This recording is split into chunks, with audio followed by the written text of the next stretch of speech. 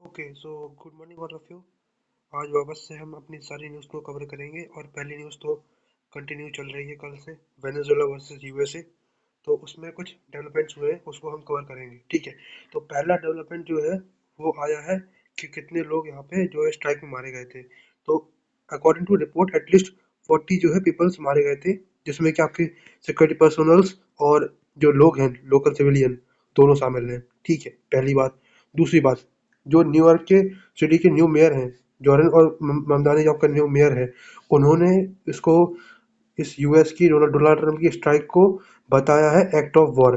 और इसकी वजह से यूएसए की जो खुद की पॉलिटिक्स है वो दो हिस्सों में डिवाइड हो गई है। अब दो हिस्से कौन से, एक तो जो न्यूयॉर्क के मेयर को सपोर्ट कर रहे हैं, उनके स्टेटमेंट को सपोर्ट कर रहे हैं कि ट्रंप ट्रंप ने ये गलत किया है, ठीक है। और दूसरे वो जो ट्रंप की पार्टी के हैं और ट्रंप के सपोर्टर्स हैं, उन्होंने इसको कंडेम की है। तो मतलब कि बेसिकली ये यूएस की पॉलिटिक्स भी इस स्ट्राइक पे डिवाइड हो गई है।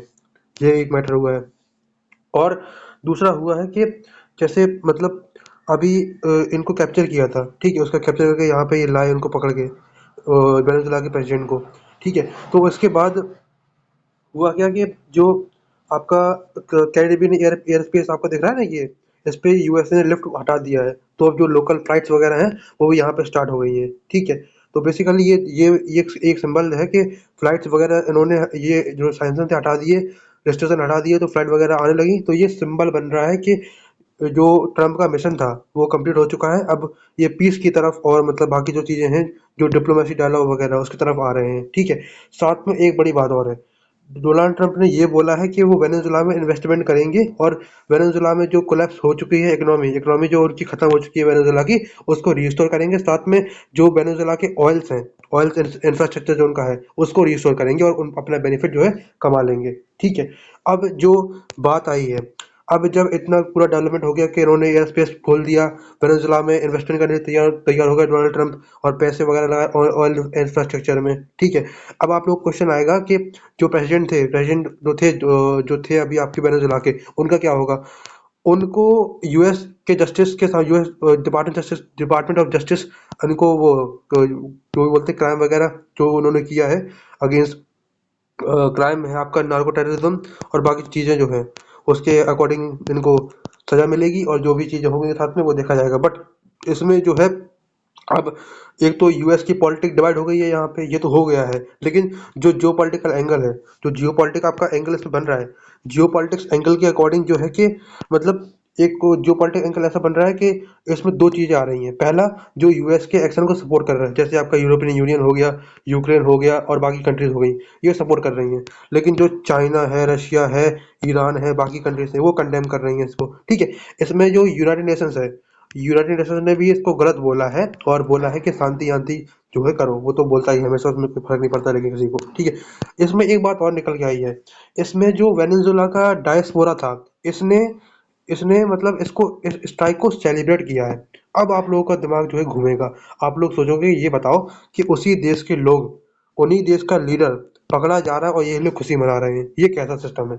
तो सिस्टम ऐसा है कि जब से मतलब देखो सीन क्या है, तो जब जब ये प्रेसिडेंट बने थे और फिर उसके बाद डोनाल्ड ट्रंप ने साइन लगाए सब, तो हुआ क्या कि इकोनॉमी कोलैप्स कर गई वेनेजुएला की, ठीक है। और वेनेजुएला के पास सबसे अच्छे पैसे का सोर्स वहाँ का ऑयल है, ठीक है, जो कि अब ट्रंप इसको फिक्स करने वाले हैं, ठीक है। तो ऑयल का इनका सिस्टम जो था वेनेजुएला का, वो खत्म कर दिया, साइंस वाइंस लगा दिया, सब कुछ कर दिया, ठीक है। साथ में अब मैंने आपको कल भी बताया था वीडियो में, आज भी मैं दोबारा बता रहा हूँ, वेनेजुएला ने चाइना से इन्वेस्टमेंट करवाया था अपने देश में, ठीक है। और जब इन्वेस्टमेंट चाइना ने करवाया था तो वेनेजुएला जो है पैसे तो नहीं दे पा रहा था क्योंकि इकोनॉमी इनकी खत्म हो चुकी थी। तो वेनेजुएला पैसों के बदले चाइना को ऑयल दे रहा था फ्री में, ठीक है। और ये बात डोनाल्ड ट्रंप को पसंद बिल्कुल भी नहीं आई, इसलिए उन्होंने इस पे अटैक कर दिया। एक रीजन ये भी है। और अब डोनाल्ड ट्रंप जो है इस ऑयल को लेने वाले हैं या फिर उसको सही करने वाले हैं, और इसकी वजह से चाइना ने इसको कंडेम भी किया है। चाइना ने बोला ये बात गलत है, आप किसी देश के सॉवरेन नेशन को नहीं मतलब खत्म कर सकते। लेकिन ट्रम्प तो भाई ट्रम्प है, वो तो करेंगे, ठीक है। तो डायस्पोरा ने, हम बात कर रहे थे डायस्पोरा जो है वो सेलिब्रेट क्यों कर रहा है, क्योंकि हुआ क्या कि इकोनॉमी जब कोलैप्स हुई, ठीक है, इकोनॉमी कोलैप्स होती ही जो लोगों ने देश को जाना शुरू कर दिया, लीव करना शुरू कर दिया। तो अब जब उन्होंने बेसिकली होता क्या है, एक बहुत बेसिक सी बात है, जब किसी देश का लीडर उस देश की इकोनॉमी को नहीं संभाल पाता है और उस देश के लोग बाहर जाने लगते हैं, तो उस देश को लीव करने लगते हैं, तो वो देश के जो लोग होते हैं वो लीडर के खिलाफ अपने आप हो जाते हैं। और यही यहाँ पे हुआ। जैसे ही यूएस ने स्ट्राइक की, पकड़ा इनको, लोग सेलिब्रेट कर रहे हैं, पार्टी कर रहे हैं मतलब। तो ये काफी अलग एंगल हुआ, और इसी वजह से जो है कि ट्रम्प को इतना फेस नहीं करना पड़ा। क्योंकि अब आप सोचो, जैसे रशिया है, चाइना है, ईरान है, बाकी जो नेशन वगैरह है, साउथ नॉर्थ कोरिया भी है आपका कंडेम वगैरह करने लगे, ठीक है। तो इन देशों ने कंडेम किया है, ओके, कट्स गुड। और एक एक पार्टी जो है, एक साइड जो एक टीम ए है जो सपोर्ट कर रही है यूरोपियन यूनियन, यूक्रेन, बाकी कंट्री। तो अब ये दोनों के बीच में वर्सेस हो गया है। एक तो आपका रशिया, चाइना, बाकी कंट्री, और आपका यूरोपियन यूनियन, और आपका जो यूक्रेन है वो। अब दो साइड में पार्टी डिवाइड हो गई हैं। अब जब दो साइड में पार्टी डिवाइड हो गई हैं, तो अब देखने वाली बात है कि कहाँ पे होगा। लेकिन जो डायस्पोरा वेनेजुला का है, जो यूएसए में रहता है, वो तो खुशी मना रहा है ना। तो अब यूएसए के पास एक पॉइंट है। अब यूएसए के पास पॉइंट ये है कि यूएसए बोल सकता है कि वेनेजुला के लोग ही चाहते खुशी मना रहे हैं स्ट्राइक को लेकर, तो आपको दिक्कत क्या है। इससे मतलब आप लोग थोड़ा मतलब सोचो। जैसे उसी देश के लोग जब खुशी मना रहे हैं उस स्ट्राइक पे, जिसपे उसी कंट्री के लीडर को पकड़ा गया, वेनेजुला के प्रेसिडेंट को पकड़ा गया, तो ट्रम्प के पास तो पॉइंट है ना साबित करने के लिए कि उनके लोग ही उनसे खुश नहीं है।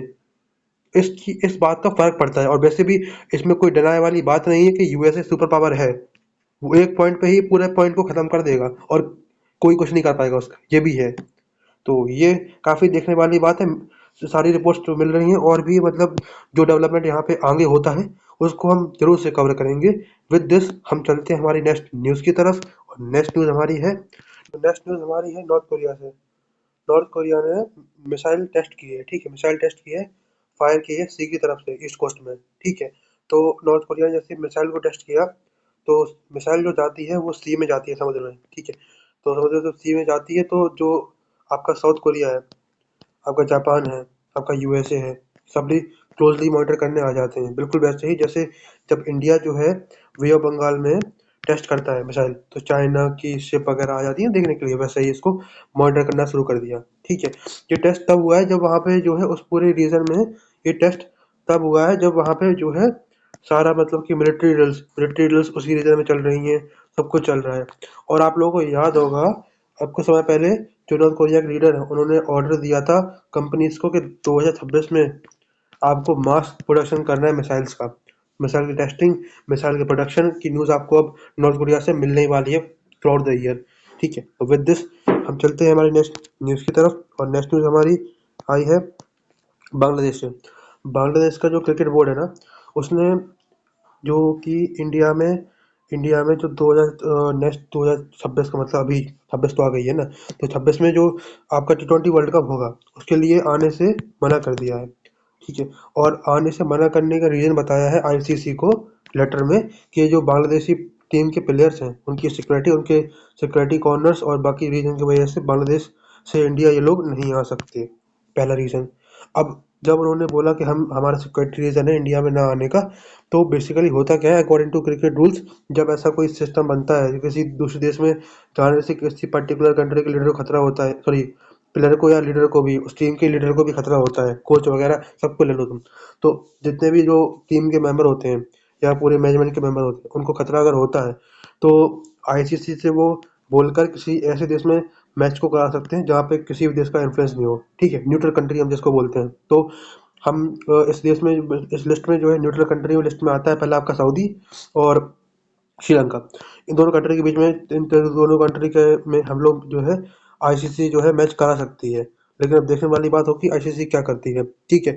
इसमें जो चीज़ थी, बांग्लादेश की जो क्रिकेट बोर्ड है ना, उसने भी ये चीज़ बोली है, कि हम आईसीसी से रिक्वेस्ट तो कर रहे हैं, आईसीसी से उन्हें रिक्वेस्ट कर दी, डन। अब इसके अलावा जैसे जो चीज़ हुई है, जैसे आपको याद होगा कल की वीडियो में मैंने कवर भी किया था, मुस्तफ़िज़ुर रहमान को केकेआर से बीसीसीआई ने निकालने को बोल दिया था कि निकालो इनको।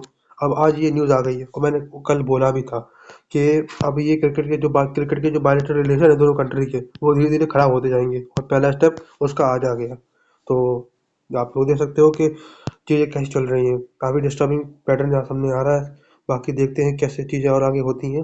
विद दिस हम चलते हैं हमारी नेक्स्ट न्यूज़ की तरफ। नेक्स्ट न्यूज़ हमारी है ईरान की तरफ से। ठीक है, ईरान के जो लीडर थे, ईरान के सुप्रीम लीडर ने अभी स्टेटमेंट दिया है, जो ऑनगोइंग स्टेटमेंट मतलब ऑनगोइंग जो प्रोटेस्ट था उसको लेकर स्टेटमेंट दिया है। और स्टेटमेंट में 15 अभी तो डेथ हुई है, 15 लोगों की डेथ हो चुकी है। ठीक है, उन्होंने बोला है कि जो मतलब कि जो प्रोटेस्ट हुआ है और जो उसके जिम्मेदार हैं उनको क्राइम की सजा तो मिलेगी, ये तो मिलनी चाहिए।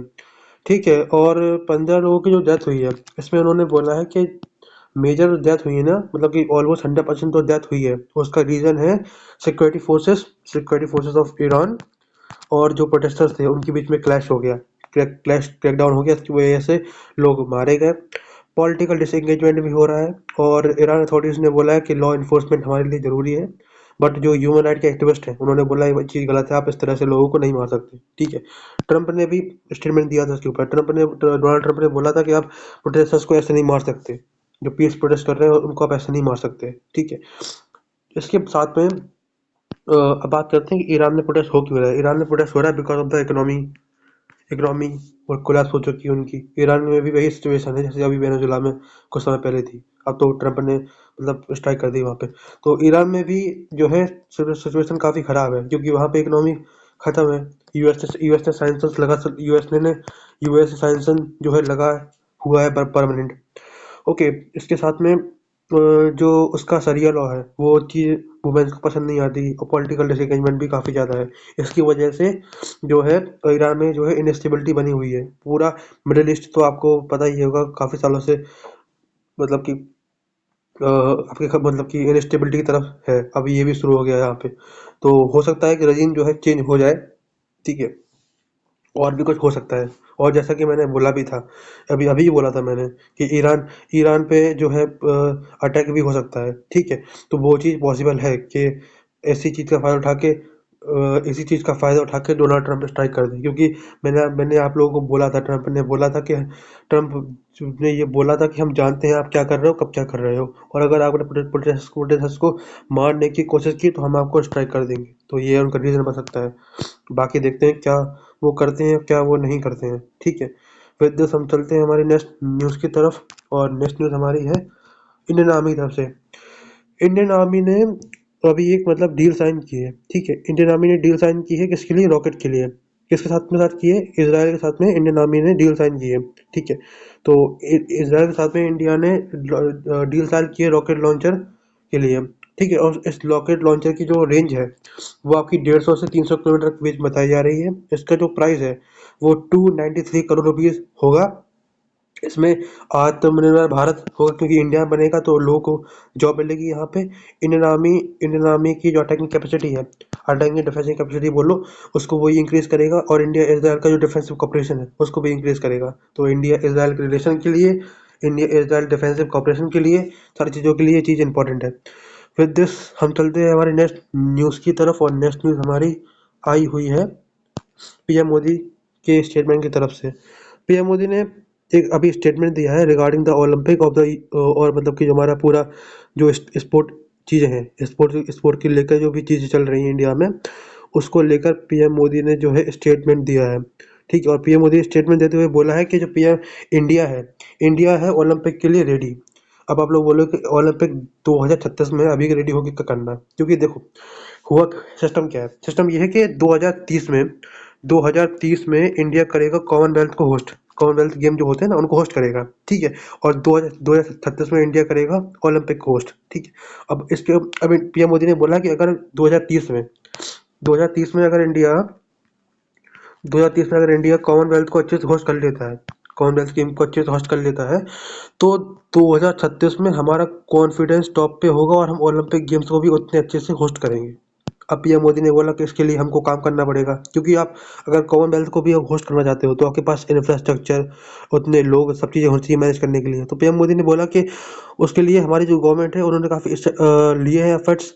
हम क्या कर रहे हैं, उन्होंने बोला हम इंफ्रास्ट्रक्चर डेवलप कर रहे हैं। अर्बन जो हमारा पूरा अर्बन एरिया है उसको डेवलप कर रहे हैं।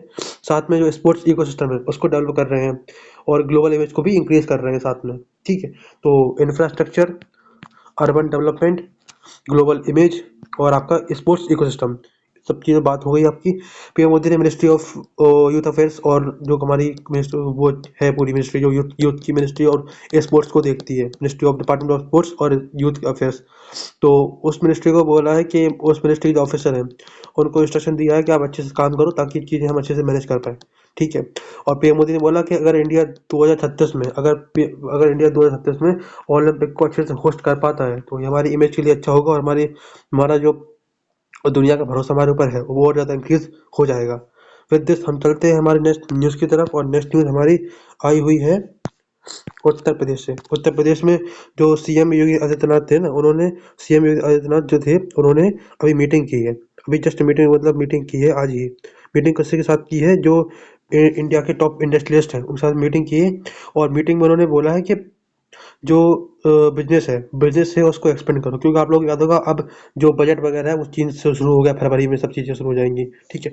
तो स्टेट गवर्नमेंट का फोकस है कि हमको उत्तर प्रदेश को इंडिया का सबसे बड़ा राज्य जो है बनाना है एज आ कम्पेयर टू जीडीपी, ठीक है। जीडीपी के मामले में उत्तर प्रदेश को टॉप पे लाना है इनको, ठीक है। तो उसके लिए इन्वेस्टमेंट करेंगे। इन्वेस्टमेंट का जो एरिया होगा उसमें इंफ्रास्ट्रक्चर, ठीक है, जॉब क्रिएशन, और जो आपका बिजनेस है, बिजनेस हर एरिया में, चाहे आपका डिफेंस में हो, चाहे आपका क्लॉथ में हो, चाहे आपका छोटा छोटा बड़ा सा बड़ा हर बिजनेस पीएम मोदी सॉरी आपके जो पीएम मोदी की सपोर्ट से सीएम योगी आदित्यनाथ ने उत्तर प्रदेश में करने वाली बात की है। क्योंकि सीएम योगी आदित्यनाथ ने बोला है कि जो पब्लिक प्राइवेट पार्टनरशिप है हमारी उसको हम बहुत आगे तक ले जाएंगे। और इसी के साथ में अगर हम इन्वेस्टमेंट करेंगे, और उन्होंने बोला कि इंडस्ट्रीज को बोला कि आपको कोई डरने वाली बात नहीं है, आपको जो भी सपोर्ट चाहिए होगा सरकार की तरफ से हम बिल्कुल देने के लिए तैयार है, बट आप इन्वेस्टमेंट करिए, जॉब क्रिएशन करिए और हमारे स्टेट को आगे ले जाइए। और सीएम योगी आदित्यनाथ ने बोला है कि अब